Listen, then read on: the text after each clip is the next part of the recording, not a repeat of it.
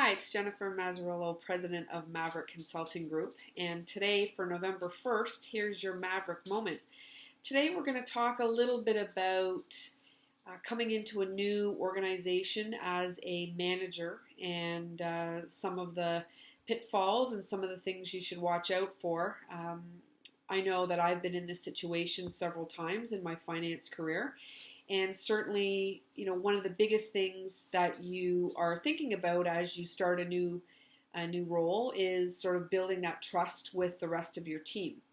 A couple of things to remember. Certainly, one of the first things that I like to coach candidates on, and one of the things that I like to discuss with clients is sort of the 30, 60, 90-day plan. And why I talk about this when I'm talking to candidates is they need to realize going into a new team, a new situation, they really do need to build trust with that team. And this is a period when they really should be observing and communicating with their staff. So this could be doing things like having a team meeting, talking about sort of your vision for the team. I would then sort of branch into one-on-ones with people. I personally have done this myself when I started in a couple of organizations as a new manager, a new director, and it does really help sort of set the stage for what's to come. Certainly during this time period, you're also doing a little bit of an informal talent review, and you're assessing people's strengths, weaknesses, development areas. And so it's really important in those first few months to really just get the lay of the land.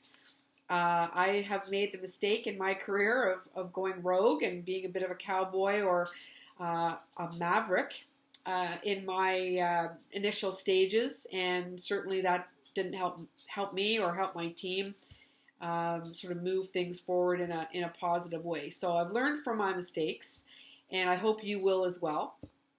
That getting in as a new manager and sort of inheriting a team, you really need to be careful how you handle that. The next phase would really be, once you've gotten beyond that initial phase, is you're really starting to get into your create, design, and build phase, which is sort of working with your team, assessing their talents, knowing who's in the right roles, doing the right jobs, and then really starting to build a high-performing team.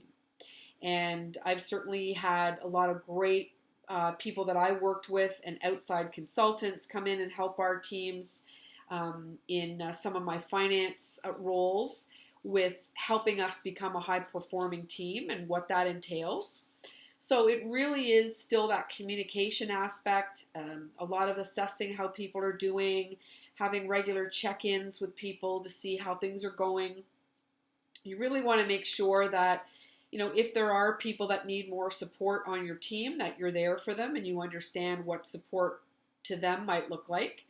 But also, you need to be prepared to make some tough decisions. And if people need to be exited from the organization, then so be it. You need to make those tough calls, and you need to stop the bleeding, as I would say, and get that done sooner rather than later, because that does impact the rest of the team. Especially if that person can become a bit of a cancer in the organization, and you want to make sure, in not so delicate terms, that you try to, provide radiation or eradicate that cancer in the team. So the longer that person is there, the worse it can get with the team. It can impact morale, it can impact productivity. So, you really do want to get your ducks in a row, so to speak. The next stage of sort of things to make sure you're handling as a new manager in the group is also making sure that you show genuine gratitude to people on your team, that you are rewarding and showing recognition. One of the biggest things that I hear from candidates about why they want to leave their current organization is they just feel undervalued. They feel undervalued, underappreciated. They don't get a lot of recognition from their manager. And so this is something you really want to make sure you harness and make a mental note almost on a weekly or monthly basis, is that you're recognizing somebody on your team. It should be genuine, though. It shouldn't be that sort of pat on the back without a lot of sincerity. So you want to make sure that you are doing it in in a gracious and sincere fashion. And you want to make sure that you're singing people's praises and letting them know that you are setting them up for success. So these are a couple of things you want to think about if you are a new manager.